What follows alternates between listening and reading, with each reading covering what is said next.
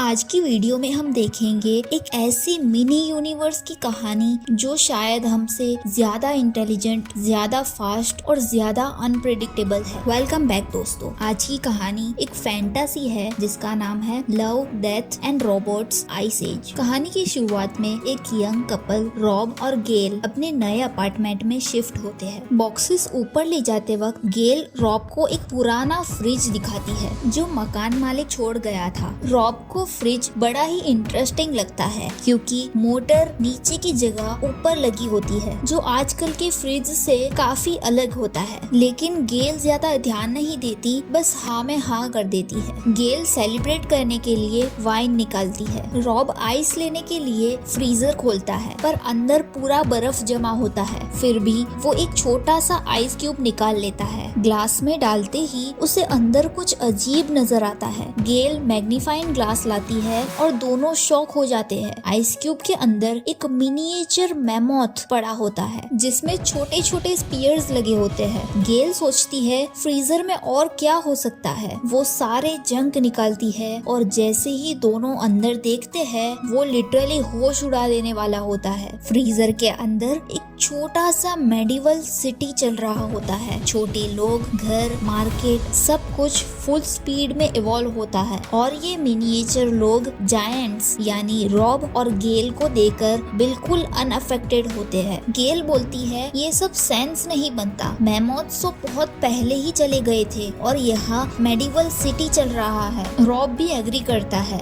थोड़ी देर बाद Rob mammoth को एक पॉट में डालकर दफना देता है। गेल मजाक में बोलती है कि ये फर्टिलाइजर बन जाएगा। क्यूरियस होके दोनों फ्रीजर को दोबारा चेक करते हैं। अंदर का सीन पूरी तरह बदल चुका होता है। मेडिवल एज से सीधा इंडस्ट्रियल रिवॉल्यूशन, फैक्ट्रीज, ट्रेन्स, धुआं सब कुछ हाई स्पीड में डेवलप हो रहा है। गेल समझ जाती है कि फ्रीजर के अंदर टाइम बहुत ही फास्ट चल रहा है। वो दो छोटे लोग कंस्ट्रक्शन साइट पर देखकर सोचता है कि वो शायद उन्हें गॉड समझ रहे होंगे, लेकिन छोटे लोग एक्चुअली उनका मजाक उड़ा रहे होते हैं। वो गेल के दांतों में अटका ब्रोकली भी कमेंट कर देते हैं। फिर एकदम से मॉडर्न बिल्डिंग्स बनने लगती है, प्लेन्स उड़ने लगते हैं और रॉब एक स्टारबक्स देख के कंफर्म कर लेता है कि लोग प्रेजेंट टाइम तक पहुंच गए हैं। तभी एक मिसाइल सीधा सिटी के बीच गिरकर धमाका हो जाता है। न्यूक्लियर ब्लास्ट स्टार्ट हो जाती है। रॉब शॉक में गिर पड़ता है। गेल टोस्टर में उसका रेड फेस दिखाती है। फ्रीजर के अंदर screams, gun shots, pure war zone जैसे साउंड करता है। गेल फ्रीजर बंद कर देती है और बोलती है कि लोग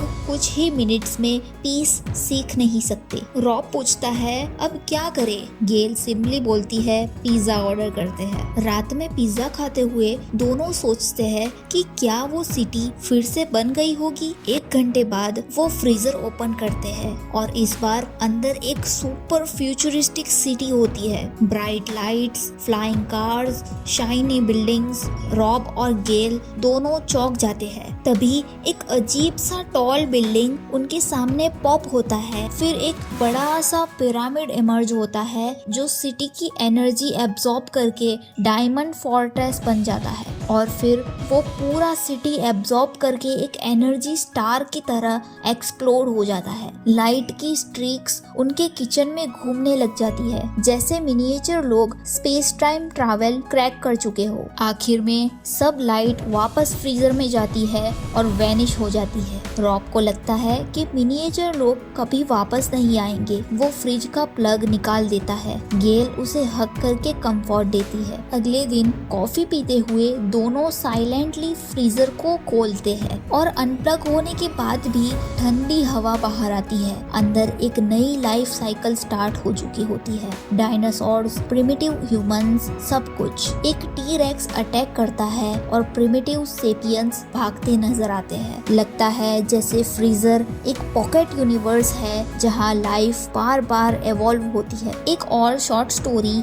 गॉड सेरेंगेटी इस आइडिया को और क्लियर करती है। यहाँ हम एक मिस्टीरियस ओल्ड मैन को देखते हैं जिसके टेबल पर एक छोटी सी वर्ल्ड बनी होती है, एक टाइप का पॉकेट यूनिवर्स। उसका बटलर जॉफरी उसकी मदद करता है। वो आदमी बुक पढ़ रहा होता है पर उसे टेक्निकल चीजें बोरिंग लगती है। यहाँ नीचे छोटे ह्यूमंस स्टिक रब करके फायर बनाने की कोशिश करते हैं। जब एक्सीडेंटली एक होमोसेपियन फायर बना लेता है, ओल्ड मैन गुस्सा हो जाता है क्योंकि उसके हिसाब से फायर देना उसका काम था, इनका नहीं। जॉफरी हवा जैसी फूंक मारकर फायर को बुझा देता है। फिर वो ह्यूमंस को वापस केव्स में भेजने के लिए एलिफेंट्स को स्टैम्पेड करवाता है। वो आदमी इरिटेट होता है और डिसाइड करता है कि ह्यूमन की ब्रेन की कैपेसिटी कम कर दी जाए। बाद में ह्यूमंस रेन डांस करते हैं। वो आदमी जॉफरी को बोलता है कि उनके ऊपर पानी स्प्रे करो जिससे उनकी फील्ड में बारिश हो।